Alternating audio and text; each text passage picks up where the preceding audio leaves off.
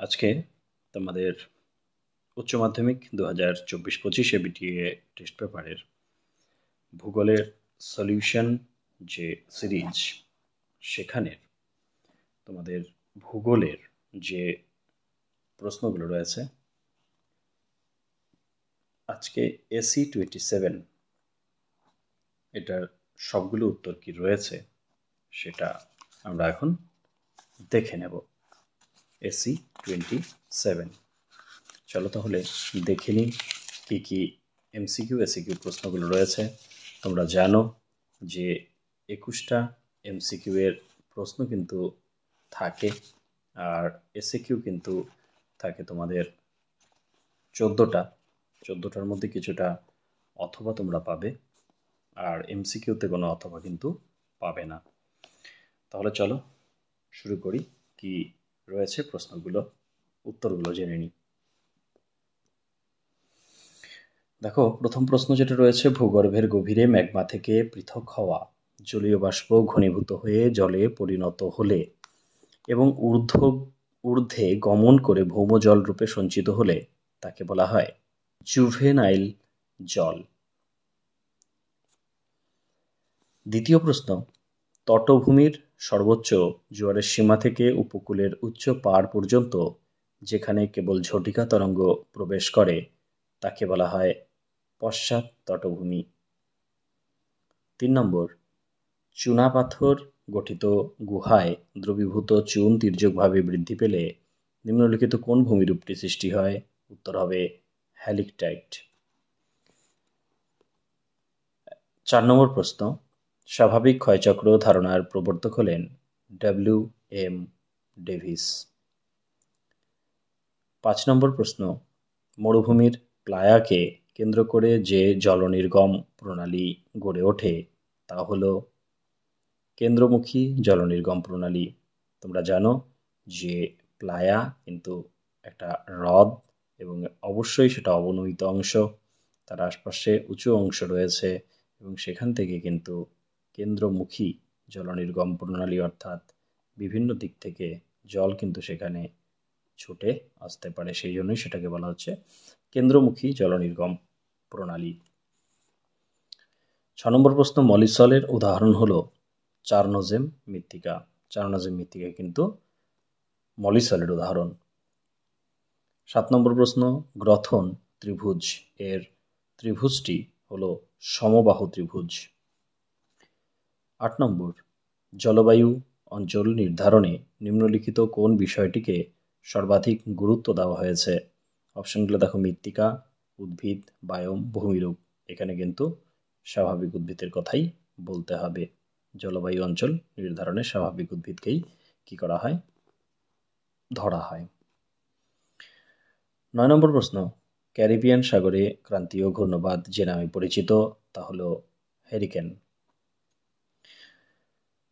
10 নম্বর, পাথুরে ও শিলাময় অঞ্চলে জন্মানো উদ্ভিদকে বলা হয় লিথোফাইট উদ্ভিদ।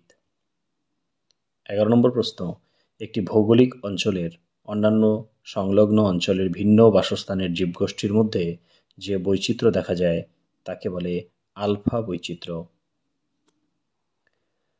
12 নম্বর, অভিকর্ষজ বলের সাথে যুক্ত একটি দুর্যোগ হল ভূমিধস। অভিকর্ষ মানেই হচ্ছে উপর থেকে নিচে পড়া, তাই ভূমিধসটাই এখানে অ্যাপ্রোপ্রিয়েট উত্তর কিন্তু হবে। 13 নম্বর, ভারতে বাগিচা কৃষির সাথে যুক্ত একটি ফসল হল চা। 14 নম্বর, ভারতের কফি গবেষণা কেন্দ্রটি রয়েছে চিকমাগালুরে। 15 নম্বর, ভারতের প্রথম কার্পাস বস্ত্রবয়ন শিল্প কেন্দ্রটি স্থাপিত হয় ঘুষুরিতে। 16 নম্বর, সেবা ক্ষেত্রে কাজকর্মে নিযুক্ত কর্মীদের বলা হয় গোলাপি পোশাকের কর্মী। 17 নম্বর, গ্যাস, জল, খনিজ তেল পরিবহনের উল্লেখযোগ্য পথ হল নলপথ। 18 নম্বর, পানামা খাল যুক্ত করেছে আটলান্টিক মহাসাগর ও প্রশান্ত মহাসাগরকে। 19 নম্বর, জনসংখ্যা পরিবর্তনের সাথে যুক্ত নয় এমন একটি কারণ হল বয়স লিঙ্গ অনুপাত। 20 নম্বর, 3 দিক থেকে আসা রাস্তা যদি স্থূল কোণে মেশে তাহলে ওই রাস্তাগুলি বরাবর গড়ে ওঠা জনবসতির আকৃতি হবে ওয়াই আকৃতির। ওয়াইয়ে 3 দিক থেকে জনবসতি একসাথে এসে মিলিত হয়। 21 নম্বর, অর্থনৈতিক উন্নয়নের জনক হলেন আর্থার লুইস। তাহলে আমরা এমসিকিউ প্রশ্নের উত্তরগুলো দেখে নিলাম। চলো এখন আমরা দেখে নেব এসিকিউ এর যে প্রশ্নগুলো রয়েছে এবং তার উত্তরগুলো। দেখো 1 নম্বরে যে প্রশ্ন রয়েছে সেটি হচ্ছে আরোহণ কাকে বলে? যে প্রক্রিয়ার দ্বারা ভূপৃষ্ঠের কোনো নিচু স্থান সঞ্চয়ের ফলে ধীরে ধীরে উচ্চতা বৃদ্ধি পায় তাকে আরোহণ বলে। অথবা প্রশ্নে দেখো রয়েছে ড্রিপস্টোন কাকে বলে? কার্স্ট অঞ্চলে চুনাপাথরের গুহার ছাদ থেকে জল চুইয়ে সঞ্চিত হয়ে যে ভূমিরূপ সৃষ্টি করে তাকে ড্রিপস্টোন বলা হয়। 2 নম্বর যে প্রশ্নটি রয়েছে সেটি হচ্ছে দ্য ওল্ড ম্যান অফ হয় কোন প্রকার ভূমিরূপের উদাহরণ? এটার উত্তর স্ট্যাক।